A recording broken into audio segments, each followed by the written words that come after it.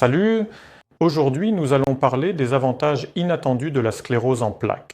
D'habitude, quand on parle de la SCP, on entend surtout du négatif, la maladie, les limitations, les difficultés. Mais je veux partager un autre point de vue, parler des aspects positifs qui apparaissent de façon inattendue avec ce diagnostic. Oui, cela peut sembler étrange, mais croyez-moi, ils existent. Le premier et le plus important avantage, c'est la discipline.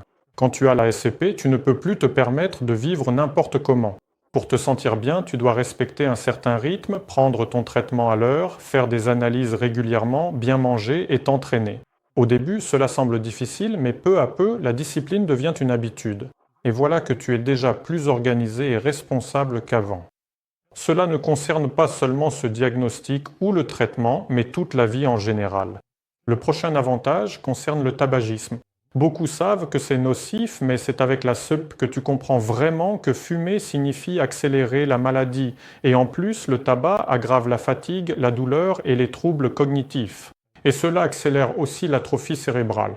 C'est pourquoi arrêter de fumer devient un énorme atout. Le pronostic s'améliore et le risque de progression de la maladie diminue. Le troisième avantage, c'est l'alimentation. Oui, il n'existe pas de régime unique pour la sclérose en plaques. Mais quand tu commences à écouter ton corps et à changer tes habitudes, tu te sens vraiment mieux. Je suis devenu plus attentif à ce que je mange et j'ai compris qu'une alimentation saine apporte plus d'énergie, moins de fatigue et aide à mieux supporter la thérapie. Le quatrième avantage, c'est le sport.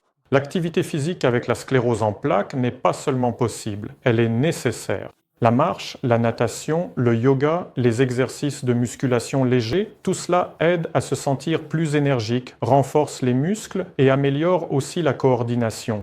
Bien sûr, il est important de connaître ses limites, ne pas trop se fatiguer et se reposer à temps. Mais quand le sport devient une partie de la vie, tout change visiblement pour le mieux. Sans doute, l'un des avantages les plus importants est la résilience psychologique. Quand tu acceptes le diagnostic et que tu cesses de lutter contre la maladie elle-même, tu commences à aller de l'avant et tu deviens plus fort. Beaucoup de difficultés de la vie ne semblent alors plus aussi effrayantes.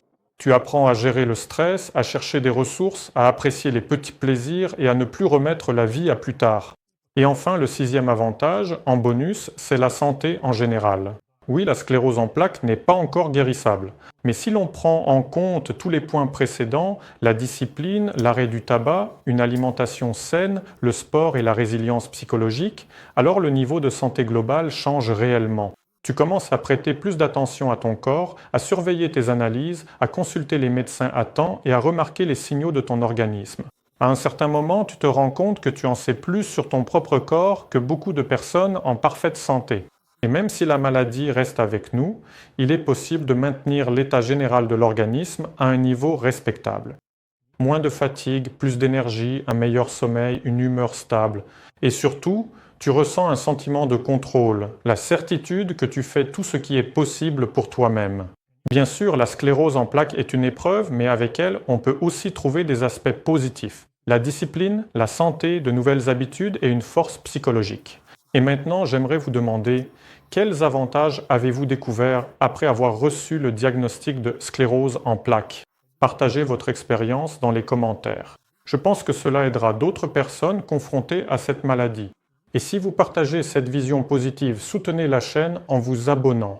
De nombreuses autres vidéos intéressantes vous attendent. Je vous souhaite une rémission à vie. À bientôt.